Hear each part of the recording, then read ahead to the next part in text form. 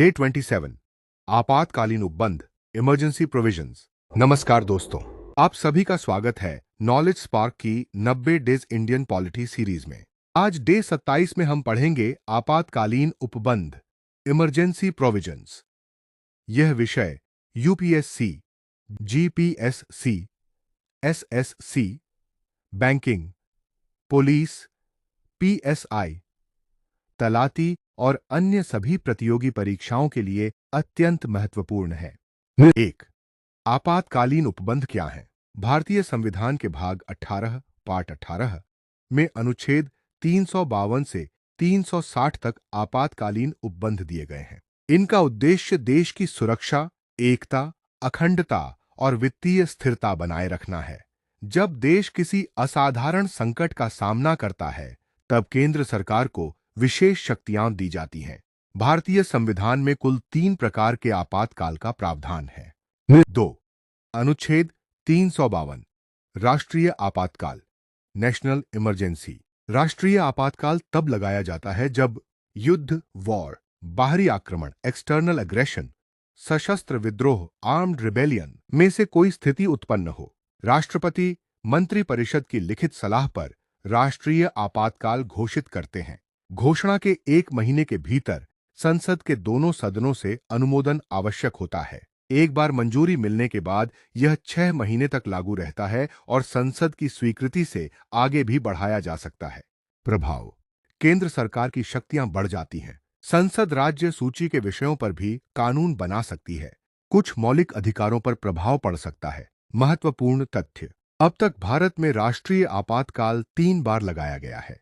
1962 चीन युद्ध, 1971 पाकिस्तान युद्ध, 1975 आंतरिक आपातकाल। 3. अनुच्छेद 356 राष्ट्रपति शासन, प्रेसिडेंट्स रूल। यदि किसी राज्य में संवैधानिक व्यवस्था विफल हो जाए तो राष्ट्रपति शासन लगाया जा सकता है। यह राज्यपाल की रिपोर्ट या अन्य स्रोतों की जानकारी के आधार पर लगाया जा सकता है। अवधि: प्रारंभ में 6 महीने, अधिकतम 3 वर्ष, विशेष शर्तों के साथ। प्रभाव: राज्य सरकार भंग या निलंबित हो सकती है। राज्य की कार्यपालिका राष्ट्रपति के अधीन कार्य करती है। संसद राज्य के लिए कानून बनाती है।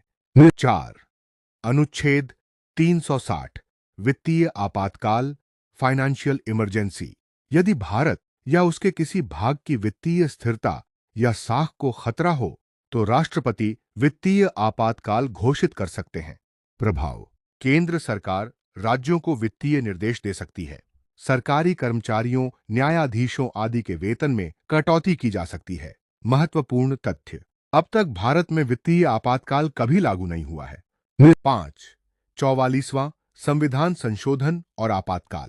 1975 के आपातकाल के बाद आपातकाल के दुरुपयोग को रोकने के लिए 44वां संविधान संशोधन 1978 किया गया। इस संशोधन के प्रमुख प्रावधान: आंतरिक अशांति की जगह सशस्त्र विद्रोह शब्द जोड़ा गया। मंत्रिपरिषद की लिखित सलाह अनिवार्य की गई। संसद की मंजूरी की प्रक्रिया को अधिक कठोर बनाया गया। अनुच्छेद 20 और 21 के अधिकार किसी भी स्थिति में निलंबित नहीं किए जा सकते। 6. आपातकाल के प्रभाव: केंद्र सरकार की शक्तियां बढ़ जाती हैं। राज्यों की स्वायत्तता कम हो जाती है। संसद को अतिरिक्त अधिकार प्राप्त होते हैं। प्रशासन अधिक केंद्रीकृत हो जाता है। कुछ परिस्थितियों में मौलिक अधिकार प्रभावित हो सकते हैं। 7. परीक्षा के महत्वपूर्ण बिंदु। भाग 18 बराबर अनुच्छेद 352 से 360 राष्ट्रीय आपातकाल बराबर अनुच्छेद 352, राष्ट्रपति शासन बराबर अनुच्छेद 356, वित्तीय आपातकाल बराबर अनुच्छेद 360, 44वां संविधान संशोधन बराबर 1978, राष्ट्रीय आपातकाल बराबर 3 बार, वित्तीय आपातकाल बराबर कभी नहीं। डे 27-15 MCQ आपातकालीन उपबंध आंसर सहित। नमस्कार दोस्तों, नॉलेज स्पार्क की 90 डेज इंडियन पॉलिटी सीरीज में आपका स्वागत है। आज हम आपातकालीन उपबंध पर आधारित 15 महत्वपूर्ण MCQ हल करेंगे। ये प्रश्न UPSC, GPSC, SSC, banking, police, talati, PSI और अन्य प्रतियोगी परीक्षाओं के लिए अत्यंत महत्वपूर्ण है। प्रश्न 1। भारतीय संविधान में आपातकालीन उपबंध किस भाग में दिए गए हैं? सही उत्तर सी, भाग 18। प्रश्न 2।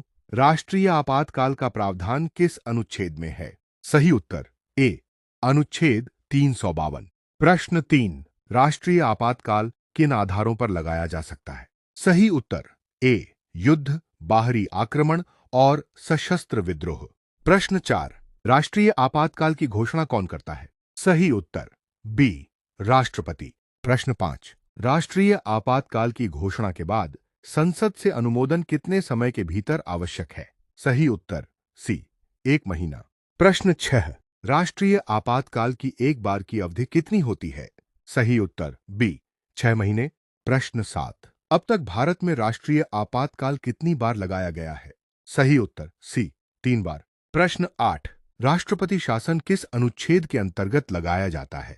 सही उत्तर बी, अनुच्छेद 356। प्रश्न 9। राष्ट्रपति शासन की अधिकतम अवधि कितनी हो सकती है?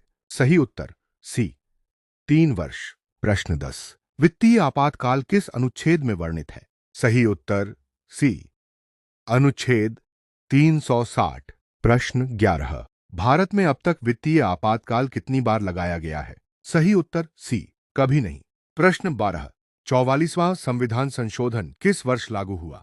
सही उत्तर सी, 1978। प्रश्न 13। 44वें संशोधन द्वारा आंतरिक अशांति के स्थान पर कौन सा शब्द जोड़ा गया? सही उत्तर बी, सशस्त्र विद्रोह। प्रश्न 14।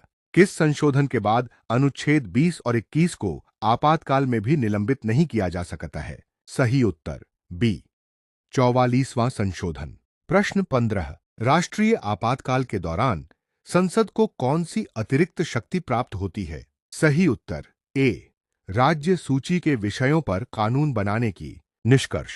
यदि आपके 15 में से 15 उत्तर सही हुए तो कमेंट में 15/15 जरूर लिखें।